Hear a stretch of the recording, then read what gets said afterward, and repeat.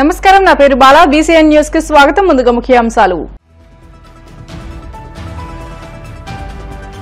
TDP కార్యకర్తలే పార్టీకి బలమన్న మంత్రి లోకేష్. మృతి చెందిన నేత బాలకోటిరెడ్డి కుటుంబానికి అండగా ఉంటానని హామీ.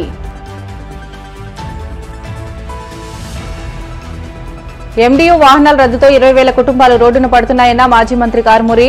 ఇంటింటికి రేషన్ సరఫరా కొనసాగించాలని డిమాండ్.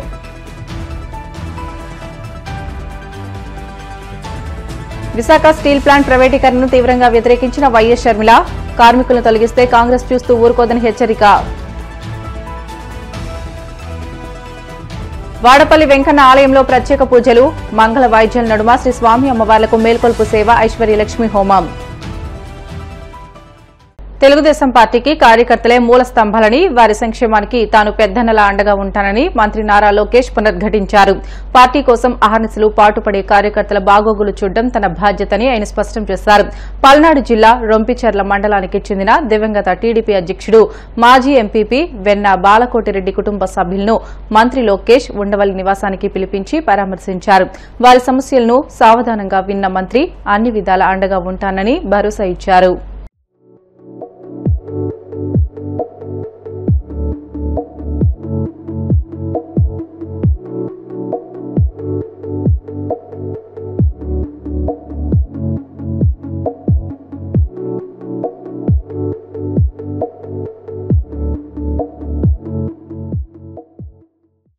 వెన్న రామకృష్ణారెడ్డి, మాది అలవాల గ్రామం. మా పెదనాన్నగారి పేరు వెన్న బాలకురెడ్డి. ఆయనకి సుదీర్ఘమైన రాజకీయ అనుభవం ఉంది. 40 సంవత్సరాల నుంచి తెలుగుదేశం పార్టీలో క్రియాశీలకంగా పనిచేస్తున్నారు. 3 సార్లు సర్పంచ్ గాను, ఒకసారి మండలాధ్యక్షుడిగా పనిచేశారు.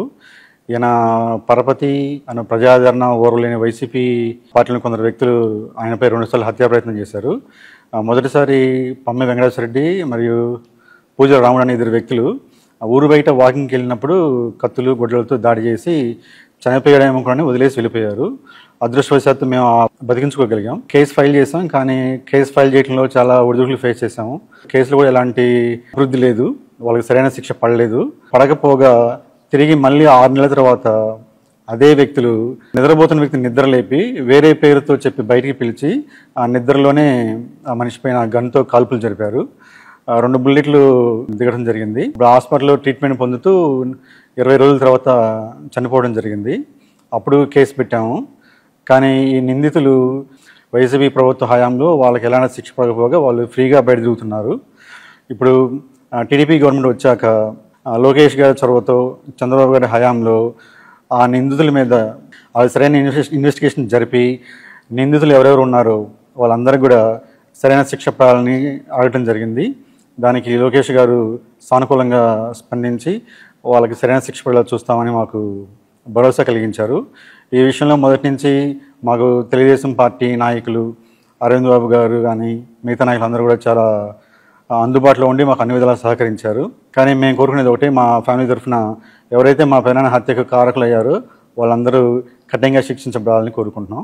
దీనికి తెలుగుదేశం పార్టీ లోకేష్ గారు, చంద్రబాబు గారు సహకరిస్తారని మేము ఆశిస్తున్నాం. మనిషిని కోల్పోయాం కాబట్టి ఆర్థికంగా అన్ని విధాలు నష్టపోయి ఉన్నాము.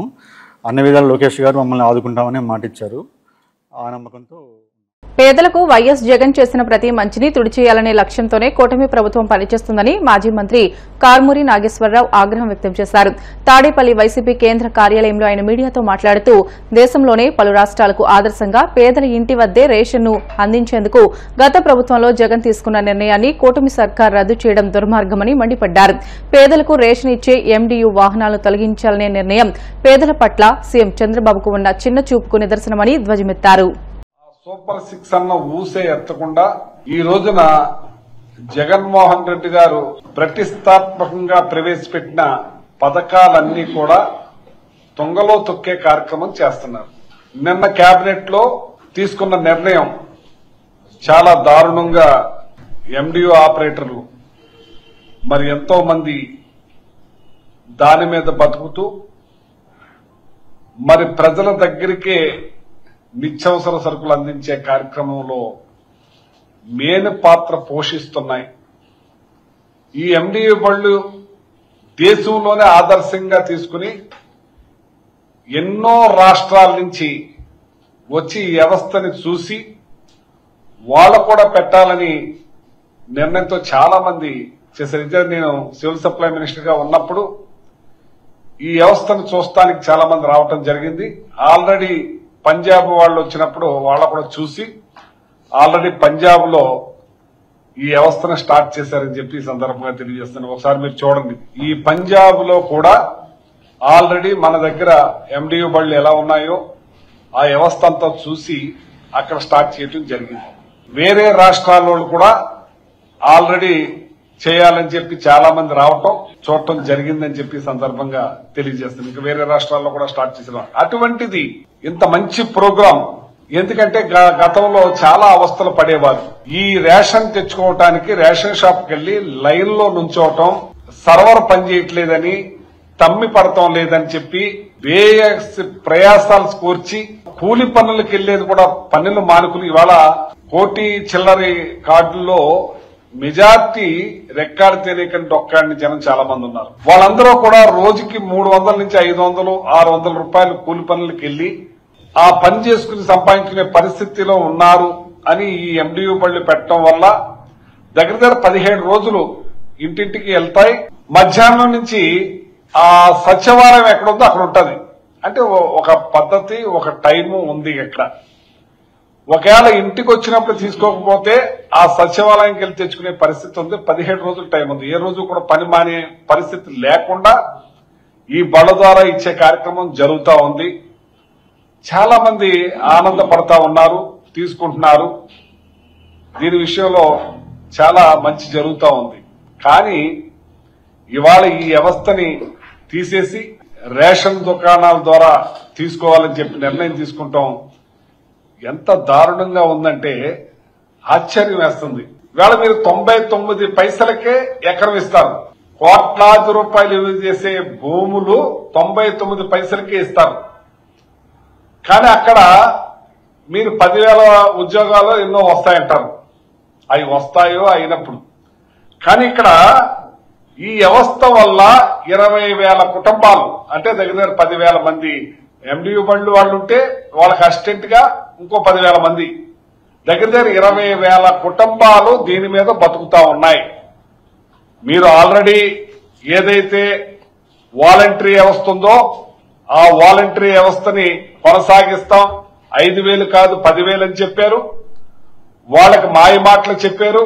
ఇంకా ఒక అడుగు ముందుకేసి డ్రామానాయుడు ఆ పాలకొల్లు మీకు కంటిన్యూ అవుతుంది, మీ వాలంటీర్ని తీసుకుంటున్నాం మేము, మరి కంటిన్యూ అయినాక మన ఇంటికి కాజా పూతరేకలు తీసుకుని వచ్చేసేయండి, మన ఇంటికి వచ్చేసేయాలి మీరు కాజా పూతరేకలు తీసుకుని చెప్పి అక్కడ చెప్పాడు అతను. ఇన్ని మాటలు చెప్పిన వాళ్ళు 2,60,000 మందిని నిష్కారణంగా తీసేసింది మీరు కాదా అని అడుగుతున్నాను. ఇవాళ గవర్నమెంట్ వైన్ షాపులు పెట్టి దగ్గర 20,000 పైబడి కుటుంబాలు దాని మీద బతుకుతా ఉంటే అవి తీసేసి మీరు ఇవాళ మళ్ళీ ఒక 20,000 కుటుంబాలని రోడ్డును పాలు చేశారు.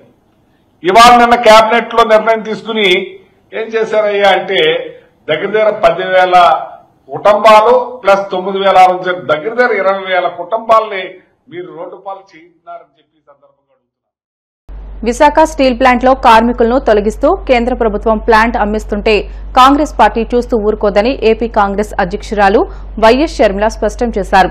కార్మికులను తొలగిస్తూ ప్లాంట్ను ప్రైవేటు వ్యక్తులకు అప్పగించేందుకు కేంద్రం కుట్ర పన్నుతుందని, దీనిని కాంగ్రెస్ పార్టీ అడ్డుకుంటుందని తెలిపారు. కార్మికుల హక్కుల పరిరక్షణ కోసం అవసరమైతే ప్రాణత్యాగానికైనా సిద్దమని ఆమె స్పష్టం చేశారు. ఈ నేపథ్యంలో షర్మిల దీక్షను పోలీసులు భగ్నం చేశారు. విశాఖ స్టీల్ ప్లాంట్లో తొలగించిన 2,000 మంది కాంట్రాక్ట్ కార్మికులను తిరిగి విధుల్లోకి తీసుకోవాలని డిమాండ్ చేస్తూ మధ్యాహ్నం 1 గంటకు కోర్మన్నపాలెం ధర్నా శిబిరంలో షర్మిల దీక్షకు కూర్చున్నారు. రాత్రి 9:30 సమయంలో పోలీసులు శిబిరం నుంచి షర్మిలను తరలించారు. ఈ క్రమంలో పోలీసులను కాంగ్రెస్ శ్రేణులు స్టీల్ ప్లాంట్ కార్మికులు అడ్డుకునేందుకు ప్రయత్నించడంతో స్వల్ప ఉద్రిక్తత చోటు చేసుకుంది. దీంతో పోలీసులు ఆందోళనకారులను చెదరగొట్టారు.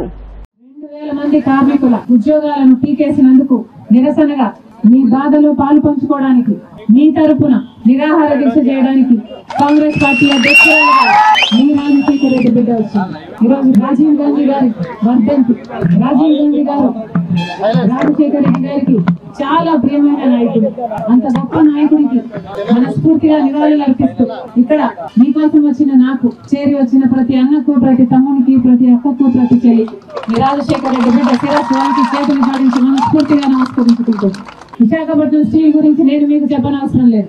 ఇది కాంగ్రెస్ పార్టీ నిర్మించిన ప్రాజెక్ట్. కష్టాలు వస్తాయి, కాంగ్రెస్ పార్టీ ఆదుకుంది. రాజశేఖర రెడ్డి గారు ముఖ్యమంత్రిగా ఉన్న రోజుల్లో కూడా 2000 కోట్ల రూపాయలు నష్టం వచ్చిందని ఆ రోజు కాంగ్రెస్ పార్టీ ఆదుకుంది. 3 మిలియన్ టన్ల ఉత్పత్తి నుంచి దాదాపు 7 మిలియన్ టన్ల ఉత్పత్తికి తీసుకువెళ్ళింది కాంగ్రెస్ పార్టీ. అదే రోజుల్లోనే ఎంతో మందికి ఉద్యోగాలు కల్పించడమే కాకుండా ఈ విశాఖపట్నం స్టీల్ కి ఒక క్యాప్టివ్ మైన్ ఉండాలి అని ఆ రోజు రాజశేఖర రెడ్డి గారు అనంతపురంలో ఒక మైన్ ఐడెంటిఫై చేసి కూడా ఒక ట్రైపార్టీ అగ్రిమెంట్ చేసి కానీ అమలుపరచకుండా చనిపోవడం జరిగింది. కానీ ఆ తర్వాత రోజుల్లో మీరు చూసారు 2014 లాభాలలో నడిచింది ఈ విశాఖపట్నం స్టీల్. 2014 ప్రతి సంవత్సరం 1000 కోట్ల రూపాయలు లాభాలు కూడా ఇచ్చింది ఈ విశాఖపట్నం స్టీల్. కానీ 2014లో కాంగ్రెస్ పార్టీ అధికారం నుంచి దిగింది. బీజేపీ పార్టీ ఒక శనిలాగా దాపరించింది. ఆ తర్వాతే ఈ విశాఖపట్నం స్టీల్ కు కష్టాలన్నీ మొదలయ్యాయి. క్రమంగా ఒక్కొక్క ఆర్గన్ ని సైలెంట్ కిల్లింగ్ చేసి విశాఖపట్నం స్టీల్ మొత్తం ఊపిరి తీసేసి ఆ తర్వాత విశాఖపట్నం స్టీల్ వాళ్ళ బినామీలకు, అదానికో, జిందాల్కో అమ్మాలనే కుట్ర చేస్తుంది బీజేపీ పార్టీ. ఈ రోజు వరకు కూడా విశాఖపట్నం స్టీల్ మీద ఉన్న శ్రద్ధ అంతా బీజేపీ పార్టీకి ఈ భూముల మీద మాత్రమే ఉంది. ఒక కుక్కను చంపాలి అంటే అది ముందు ఒక పిచ్చి కుక్క అని ఒక ప్రచారం చేస్తే చాలు, అదంతకదే జనాలే దాన్ని చంపేస్తారు అన్నట్టుగా అదే ఫార్ములాని, సైలెంట్ కిల్లింగ్ ఫార్ములాని అమలుపరిచింది బీజేపీ. మెల్లగా క్రమంగా రా మెటీరియల్ కాస్టును పెంచుకుంటూ పోయింది. బొగ్గును కూడా అందుబాటులో లేకుండా చేసింది. ఆఖరికి గంగవరం పోర్టులో నుంచి ట్రాన్స్పోర్టేషన్ ఛార్జెస్ కూడా పెంచుకుంటూ పోయింది. ఇలా ఒకటి కాదు, 2 కాదు, క్యాప్టివ్ మైన్ ఇయ్యకపోగా, సెయిల్లో విలీనం చెయ్యకపోగా అన్ని రకాలుగా అన్యాయం చేస్తూ ఈ రోజు విశాఖపట్నం స్టీల్ 28,000 కోట్ల రూపాయల అప్పులో ఉంది అంటే దానికి కారణం బీజేపీ పార్టీ. మళ్ళీ చెప్తున్నాం, కాంగ్రెస్ పార్టీ నిర్మించిన ఈ ప్రాజెక్టు ఎటువంటి పరిస్థితిలో ప్రైవేటైజ్ అవ్వడానికి కాంగ్రెస్ పార్టీ ఒప్పుకోదు. ఒక రకంగా కాదు కదా, 2021లోనేమో ఒక ప్రకటన చేస్తారు, దీన్ని ప్రైవేటీకరణ చేస్తున్నాము అని చెప్తారు. ఆ తర్వాత నాయకులు వస్తారు, ప్రైవేటీకరణ చేయటం లేదు అని మంచి మాటలు చెప్తారు, మీ ఓట్లు ఉంచుకుంటారు. ఆ తర్వాత మళ్ళీ పార్లమెంట్ వెళ్ళి ఆ నిర్ణయం మారలేదు అంటారు. ఏది నిజము, ఏది అబద్ధం? ఇంకెన్ని మోసాలు చేస్తారు, ఇంకెన్ని రకాలుగా వీళ్ళ కడుపులు కొడతారు. మొన్నటికి మొన్న 11,000 కోట్ల రూపాయల ప్యాకేజీ విడుదల చేస్తున్నామని చెప్పారు. 8,000 కోట్ల రూపాయలు ఇచ్చారట. ఆ 8,000 కోట్ల రూపాయలు ఇచ్చింది ఒక్క రూపాయి కూడా ప్రాజెక్టు కోసం, స్టీల్ ఫ్యాక్టరీ కోసం వాడింది లేదు.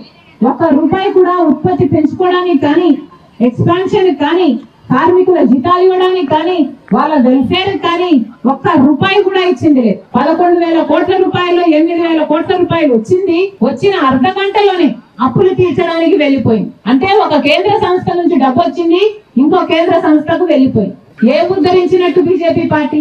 ఇంకా ఇవ్వాల్సింది 3,000 కోట్ల రూపాయలు. ఆ 3,000 కోట్ల రూపాయలు కూడా ఎప్పుడు ఇస్తారట?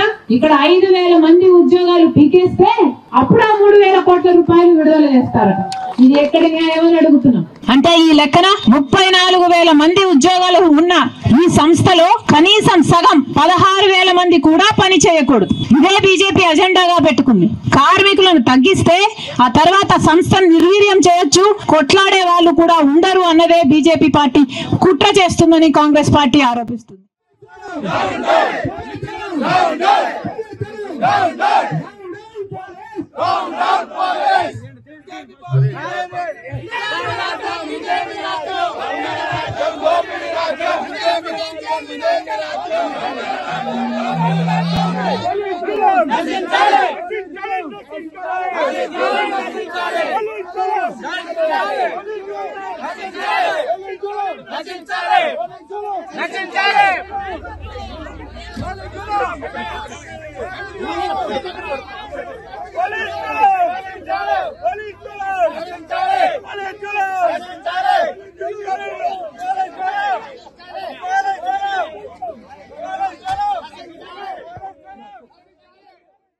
బులెటిన్లో షార్ట్ బ్రేక్ తీసుకుందాం. స్టివితాస్